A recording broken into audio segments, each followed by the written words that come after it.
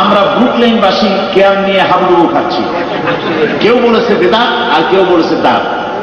তবে আপনার মতামত জানতে চাই, কি আশ্চর্য কথা।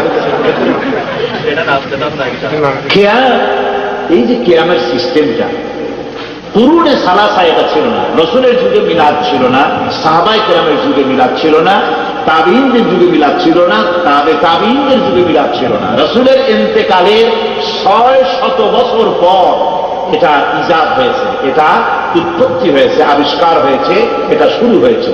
সুতরাং যেটা নবী, সাহাবী, তাবিঈনদের যুগে ছিল না, সেইটার ব্যাপারে হাবুডুবু না খাওয়াই উচিত। কথা বুঝতে পেরেছেন? এ নিয়ে কোনো ঝগড়ার মধ্যে না যাওয়াই ভালো। আমরা সেটাই করবো যেটা রাসূল করেছেন, সাহাবায়ে কেরাম করেছেন। চট্টগ্রামের মাহফিল গুলাতে আপনি মিলাদ কিয়াম করেন, কিন্তু অন্য কোনো জায়গায় করেন না, ইহার কারণ কি?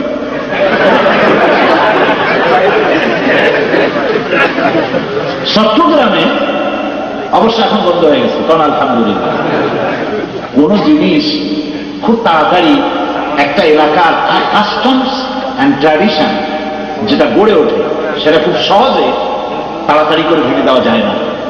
এই জন্য কিছু সময়ের জন্য তাদের সাথে একমত থেকে তাদের মঞ্চে বসে তাদেরকে জিনিসগুলি বুঝাতে হয়েছে। বুঝাতে বুঝাতে এখন আলহামদুলিল্লাহ তারা বুঝেছে। মাজার পূজা থেকে, কবর পূজা থেকে তারা রক্ষা পেয়েছে, এবং এই কিয়াম থেকেও, এ ধরনের কাজ থেকেও আস্তে আস্তে বিরত হয়ে গেছে। কোন আলহামদুলিল্লাহ। কোন আলেমকে পায়ে ধরে সালাম করাতে, আমি বুঝি না সালামের সাথে পায়ের সম্পর্ক। সালাম হচ্ছে আল্লাহর নাম। কোন আহাম্মক, কোন বেওকুফ পায়ের সাথে সালামকে জড়িয়ে দিয়েছে, পায়ে ধরে সালাম করো। নাউযুবিল্লাহ। সালাম আল্লাহর নাম, সালাম কার নাম? পায়ের সাথে তার কিসের সম্পর্ক? এই যে পদমবুসির সিস্টেম, এটা এসেছে হিন্দু মাইথোলজি থেকে। ব্রাহ্মণদেরকে শূদ্ররা পায়ে ধরে এইভাবে দিয়ে তারপরে নাকে, মুখে, কপালে, বুকে লাগায়। আপনারা নিশ্চয়ই লক্ষ্য করেছেন, ছবিতে দেখেছেন, বাড়িতে দেখেছেন, হিন্দু আমাদের দেশে বহুত আছে। লক্ষ্য করেছেন কিনা? কম গুরুজনের, মাস্টারের, মা বাপের এরকম তারা করে। মুসলমানদের এই ধরনের পদমবুসির সিস্টেম ইসলামের মধ্যে নাই। রাসূল করিম সাল্লাল্লাহু আলাইহি ওয়াসাল্লাম এটা, সাহাবায়ে কেরাম এই ধরনের করেন নাই। সুতরাং আপনাকে পায়ে হাত দিয়ে কদমবুসি করতে যাওয়া এটা একটা বিপজ্জনক। আপনি যখন কদমবুসি করতে যাবেন, মাথাটা নিচু হয়ে যায়, আর মাথা নিচু কেবল আল্লাহর সামনেই হতে পারে। মাথা নিচু করে যদি কদমবুসি করতে যান, সেজদা হয়ে গেল। আর যাকে করতেছেন সে যদি রাজি থাকে, খুশি থাকে, সে যদি বাধা না দেয়, তাহলে দুইজন সমান পাপী হয়ে যাবে আল্লাহর দরবারে। এমন কাজ থেকে সতর্ক থাকা উচিত। পীর হোক, মরনা হোক, প্রশ্নই ওঠে না তার পায়ে হাত দিয়ে। হাত দেওয়ার প্রশ্নটাকে, আপনি সালাম করুন, তাই সুন্নত। সালাম দেন, মুসাফা করেন, বুকে বুকে লাগান, গলায় গলায় লাগান। আসলে হলো গলায় গলায় লাগানো। গলাগুলি, কথাটা হচ্ছে কি? গলাগুলি করা, গলায় লাগা। এটা কি বলা হয় আরবিতে? মুআনাকা করা। মুআনাকা করা, গলায় গলায় লাগানো। ওনর থেকে মুআনাকা, গলায় গলায় লাগানো। সেখানে গলায় গলায় কোনো লাগানোর সুযোগ নেই। সেখানে কোলাকুলি করতে গিয়ে পেট যদি হয়তো পেটে পেটে হয়েছে, গলায় গলায় লাগানো। মুসাফা করতে গিয়া হাত ধরিয়ে হাত এরকম ঝাঁকাইতে থাকি। ধারণা হলো যত ঝাঁকি তত নেই। কোথায় পাইছে আসছে কথা বুঝি না। দোয়াও জানি। একজন আমার সঙ্গে মুসাফা করলো, কোথায় যেন মনে নাই, হাত দিয়ে কয় আস্তাগফিরুল্লাহ। আমি বললাম কি গুনাহ করলেন? হাত দিয়েছেন, বলবেন আল্লাহ আমাকেও মাফ করুন, আল্লাহ আপনাকেও মাফ করুন। কি সুন্দর কথা ইসলামের মধ্যে। সুতরাং সালাম কালাম, সালাম পায়ের সাথে এটা কোনো সম্পর্ক নাই, এটা কোনো যুক্তিকতা নেই। একজন প্রশ্ন করেছেন, বাংলাদেশে কোন কোন আলেম বলে থাকেন আপনি নাকি টাইটেল পাস নন, কথাটি কতটুকু সত্য? আমি তো সার্টিফিকেট নিয়ে আসি না এখানে। শর্ষিনা মাদ্রাসা থেকে 1962 সনে আমি কামেল করেছি। সেখানে গিয়ে যদি কারো দরকার হয় জেনে আসতে পারে। এগুলি হলো মানুষকে বিভ্রান্ত করা। মানুষকে বিভ্রান্ত করা ছাড়া এর পেছনে কোনো যুক্তিসঙ্গত কারণ নেই। আপনার ওয়াজের বক্তব্য একবার শুনেছিলাম, কাবাঘরের ভিতরে ঢোকার সৌভাগ্য আপনার হয়েছিল। মেহরবানি করে বলবেন কি কাবাঘরের ভিতরে কি দেখেছেন? এই বহু প্রশ্ন, এত প্রশ্নের জবাব দিতে গেলে আমি তো পুড়ে দিতে পারবো না। তো কি দেখেছি এটার একটা কিউরিসিটি আপনাদেরও থাকতে পারে। কাবা শরীফে ঢোকার একটা আকাঙ্ক্ষা ছিল আমার সারা জীবনে, যে যতবার আল্লাহ বহুবার নিয়েছেন, কতবার নিয়েছেন তা আমি গুলে রাখিনি। আলহামদুলিল্লাহ আল্লাহ বহুবার নিয়েছেন। আমার সামনে কত প্রেসিডেন্ট ঢুকলো, আর আমি এতিমের মতো বাইরে দাঁড়ায় দাঁড়ায় কাঁদছি যে আল্লাহ একটু যদি আমার ঢুকার চান্স দিতে, কোনো সময় সুযোগ পাইনি। তো একবারে এই যে গালফ ক্রাইসিস যখন হলো, কুয়েত কেরাকের যুদ্ধ যখন হলো, সেই সময় সৌদি আরবের রাবেতা আলম ইসলামী আমি একজন অ্যাডভাইজার আছি, সেই হিসাবে তারা পৃথিবীর 34টা দেশের সদস্যদেরকে, স্কলারদেরকে তারা দাওয়াত দিয়েছিল। বাংলাদেশ থেকে আমার মতো একজন ছোট মানুষকেও তারা দাওয়াত দিয়েছিল, আরো কয়েকজন 3-4 জন আলেমকে তারা দাওয়াত দিয়েছিল। তো তখন আমার ধারণা হলো যে এইবার যদি এই সুযোগটা হয়, আলহামদুলিল্লাহ যখন আমাদেরকে অনুষ্ঠান সূচি বা নামাজ যাকে বলা হয়, অনুষ্ঠান সূচি যখন আমাদের দেওয়া হলো রাতের বেলায়, তখন দেখলাম আগামীকাল রাত 3টের সময়, সকাল 6:30টার সময় মেহমানদের জন্য কাবা শরীফের দরজা খুলে দেওয়া হবে। তা আমি আর সকালের অপেক্ষা করলাম না, রাত দুপুরের সময় গোসল করে নতুন কাপড় চোপড় পরে সারা রাত তো অপেক্ষা কাটালাম। আর আমি পজিশন নিলাম যে আমি আগে ঢুকবো, সকলে প্রায় 400 মেহমান। তা আমি আগে ঢোকার চেষ্টা করলাম, সেইভাবেই দাঁড়ায় আছে, কিন্তু আমি আগে ঢুকতে পারলাম না। আমার আগে তারা ঢুকালো জম্মু কাশ্মীরের প্রেসিডেন্ট সর্দার আব্দুল কাইয়ুম খান, তাকে আগে ঢোকার সুযোগ দিল। 2 নম্বরে দিল আব্দুর রাব আর রসুল সৈয়াদ, আফগানিস্তানের কমান্ডার ইন চিফ, তাকে সুযোগ 3 নম্বরে আমি সুযোগ পেয়ে গেল। তারপরে ভিতরে ঢুকলাম, ভিতরে ঢুকে তো কান্নার বন্যা এসে গেল। আমি তো আপনাদেরকে তারপরে বোঝাতে পারবো না। 4 দিকে ফিরে 2 রাকাত করে নামাজ পড়লাম, আর সেজদায় পড়ে আধা ঘন্টা কাল আমার দোয়া করতে লাগলাম যে আল্লাহ দয়া করে যখন এই ঘরের মধ্যে ঢুকাইছ, জাহান্নামের আগুনটা হারাম করে দিও। প্রাণ ভরে কেঁদেছি। আধা ঘন্টা পরে আমার হুশ হলো যে আমি যদি এখানে বেশি সময় থাকি, 1-25 জন লোক বেশি ধরে না ঘরের মধ্যে, ঘর ছোট তো, বাইরে লোকের অপেক্ষা করছে, আমি বুঝি তাদের উপরে জুলুম করতেছি। এই জন্য উঠে দাঁড়ালাম এবং সেই ফাঁকে দেখে নিলাম যে উপরে কি আছে। তখন দেখলাম যে উপরে একটা রড আছে, ছাদের নিচে একটা রড, এই রডের সাথে অনেকগুলি জগ, পাত্র, বিভিন্ন গ্লাস এগুলি ঝুলানো। ভাবলাম এগুলি হয়তো আম্বিয়া আলাইহিস সালামদের ব্যবহার করা জিনিসপত্র এখানে তার অভাবে রেখেছে এইটা। আর এক ঘরের কোনায় ছোট্ট একটা রুম আছে, সেটা দিয়ে ছাদে ওঠার ব্যবস্থা আছে। বাইরে যেমন গ্লাফ আছে, ভিতরে ওই রকম গ্লাফ আছে। এরপরে দরজার দিকে নজর পড়লো, দরজাটা সোনা দিয়ে তৈরি করা, 22 মণ সোনা দিয়ে তৈরি করা দরজা। সেই দরজার কোরআন শরীফের আয়াত লেখা আমার চোখ দিয়ে পড়লো, ঠিক মাঝখানে এরকম গোল একটা উঁচু জায়গা, ওখানে লেখা আছে ওয়াকাল রাব্বুকুম উদউনি আস্তাজিব লাকুম। তোমার রব বলেছেন তুমি তোমার রবকে ডাকো, রব তোমার ডাকে সাড়া দেবে। আমি আরেকবার কাঁদলাম যে আল্লাহ আমি তো আমার কাজ করেছি, এবার তুমি তোমার তো দায়িত্ব পালন করো। আল্লাহ পাক এ ঘরের মধ্যে ঢোকার তৌফিক দিয়েছিলেন, আলহামদুলিল্লাহ। আল্লাহ শকর যে এ ঘর আল্লাহ দেখাইছেন। আমি আপনাদের জন্য দোয়া করি, এই মাহফিলে যত মেয়ে লোক এবং পুরুষ লোক এসেছেন সকলকে আল্লাহ পাক যেন হজ করার তৌফিক নসিব আল্লাহ পাক দান করেন। আমরা যদি বুখারী শরীফে কোনো পরিষ্কার হাদিস পাই, অথচ আমাদের হানাফি মাযহাবে অন্যরকম নির্দেশ থাকে, তবে আমাদের কোন নির্দেশ অনুযায়ী আমল করা, আমাদের কোন নির্দেশ অনুযায়ী আমল করা শ্রেয় হবে সম্পর্কে আপনার মতামত কি? হানাফি মাযহাব তো বুখারী, আবু দাউদ, মুসলিম, সিয়াসতটা বাদ দিয়ে কোনো কিছু মত দেয়নি। হানাফি মাযহাবকে এরকম কেন আপনারা আন্ডার এস্টিমেট করেছেন যে উনি এমন কিছু বলেছেন যে হাদিসে নাই, ওর থেকে হাদিসে বেশি ভালো বলে সেখানে আপনি যাবেন? প্রয়োজনটা কি? হাদিস থেকেই তো তারা নিয়েছেন, কোরআন থেকে হাদিস থেকেই তারা নিয়েছেন। সুতরাং একে আন্ডার এস্টিমেট করার কোন যুক্তি সঙ্গত কারণ নেই। সূরা মায়েদার 5 নম্বর আয়াতে আহলে কিতাবীদের জবাব তোমাদের জন্য হালাল এবং তোমাদের জবাবকৃত জীব তাদের জন্য হালাল, এই আয়াতের পরিপ্রেক্ষিতে অনেক ধার্মিক মুসলমান সুপার মার্কেটের গোশত খায় এবং বলে যে আল্লাহর দেয়া হালালকে হারাম মনে করা তাহারা কঠিন গুনাহগার। অথচ সূরা আনামের 2টি আয়াতে, যেমন 118 নম্বর আয়াতে যে জীবের উপর জবাবকালে আল্লাহর নাম উচ্চারিত হয় তা হইতে খাও যদি তোমরা তার নির্দেশাবলীর প্রতি ঈমান রাখো। হ্যাঁ, আহলে কিতাবদের জবাবকৃত জিনিস খাওয়া যাবে, কিন্তু তাদের তো আহলে কিতাব হইতে হবে। বর্তমান যুগের আহলে কিতাব, যাদের কোরআন শরীফ যাদেরকে আহলে কিতাব বলেছে, ওরা কি সেই আহলে কিতাব আছে? আহলে কিতাব যারা ছিল তারা তো ঈসা আলাইহিস সালামকে আল্লাহর ছেলে কোনদিন বলে না, এরা তো আল্লাহর ছেলে বানাইছে। মারিয়াম, হযরত মারিয়ামকে তারা আল্লাহর বউ বানাইছে। জোসেফকে এভাবে করে করে আল্লাহর বউ, ছেলে মেয়ে ইত্যাদি তৈরি করেছে। তারা তো হিন্দুর চাইতে, মুসলিমদের চাইতে নিকৃষ্ট হয়ে গেছে।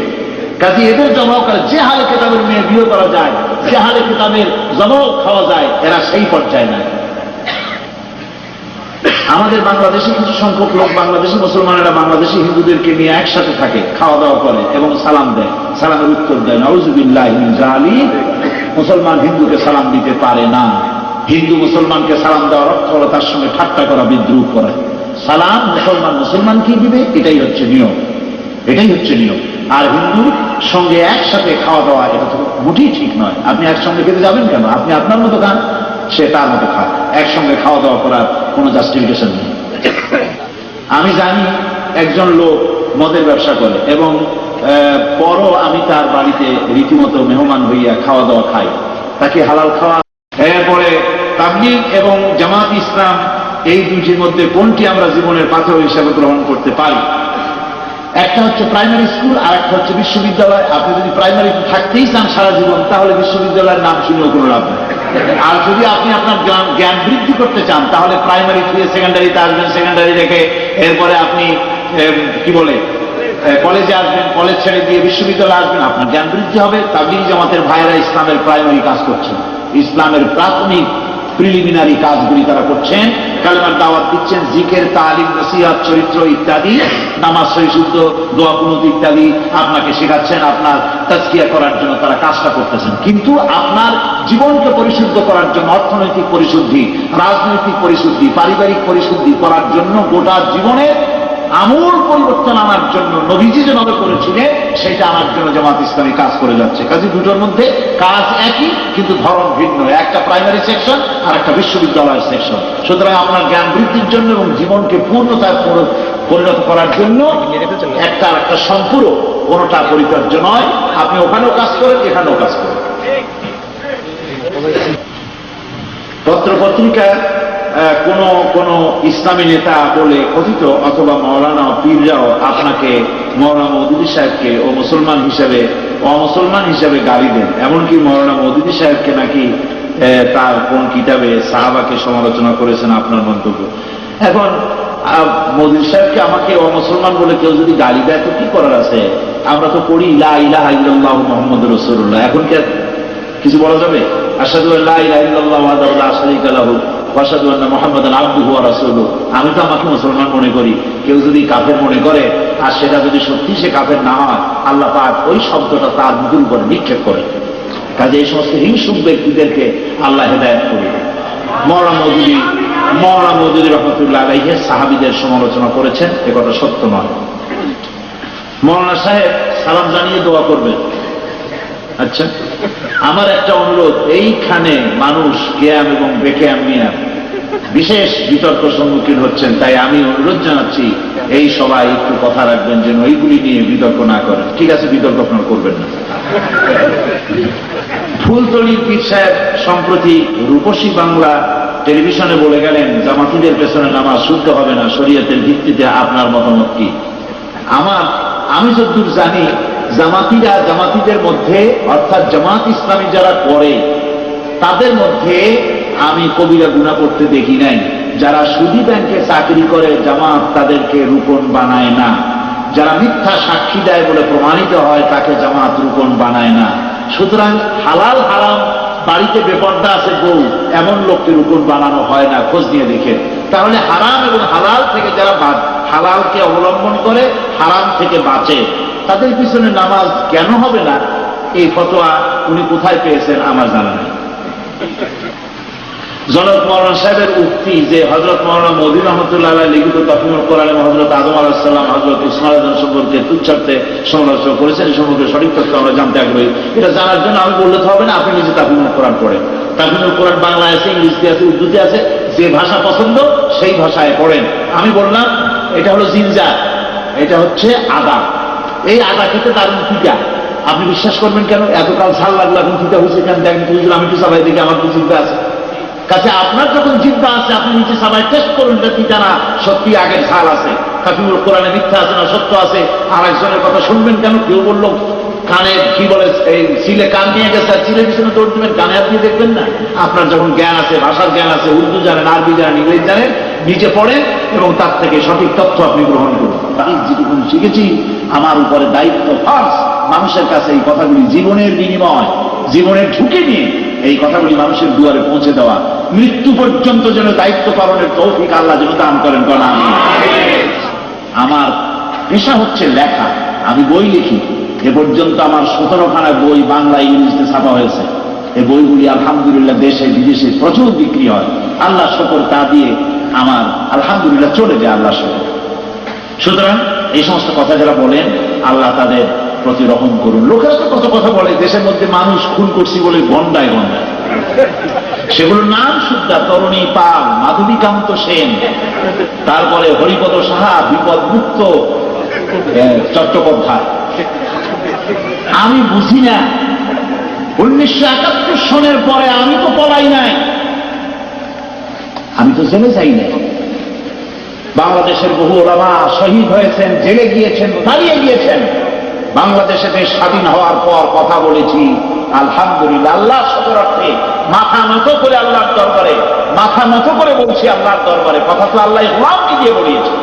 71, 72, 73, 74 যখন মুজিবের দোর্দণ্ড প্রতাপে গোটা দেশ কাঁপছে, রক্ষী বাহিনীর অত্যাচারে যখন মানুষ অতিষ্ঠ, জাসদ করে বলে 7-8 বছরের ছেলে, ক্লাস 7-8 ছেলে মায়ের কোল থেকে টেনে রাস্তার উপরে জবাও করা হচ্ছে, তখন কথা বলেছি আলহামদুলিল্লাহ, এতগুলি মানুষ আমি হত্যা করব, আর যাদের হত্যা করছি তার মা বাপ কি আমার খালু না মামু? আমার বিরুদ্ধে কেস হয় না কেন?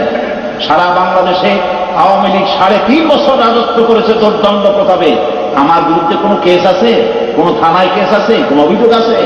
অভিযোগ এসেছে 1990 সনের পরে, যখন জামাত ইসলামী আমাকে তার মজলিসে শুরার সদস্য করেছে, তখন এই সব ভদ্রলোকেরা আমাকে স্বাধীনতার যুদ্ধের অপরাধী, ঘাতক, হাবিজাবি বলা শুরু করেছে।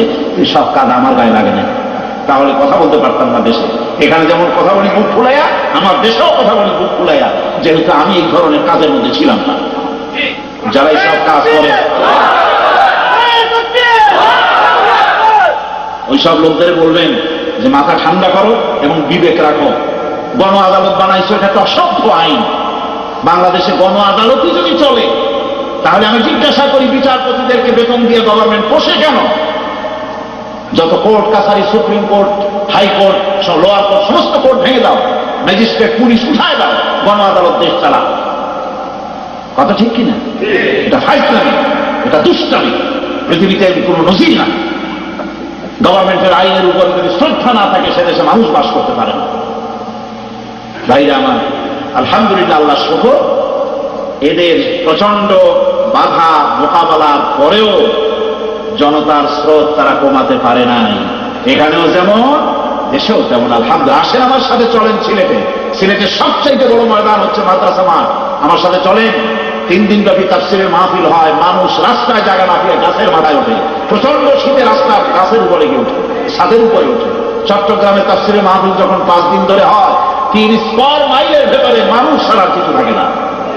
আলহামদুলিল্লাহ, আল্লাহ বলেন আলহামদুলিল্লাহ। সুতরাং একটা খুনি পেছনে তার কথা শোনার জন্য মানুষ এভাবে দৌড়ায় না। আল্লাহ যারাই সব কথা বলে, আল্লাহ পাক তাদেরকে হেদায়েত করুন। আমরা বলি আমিন।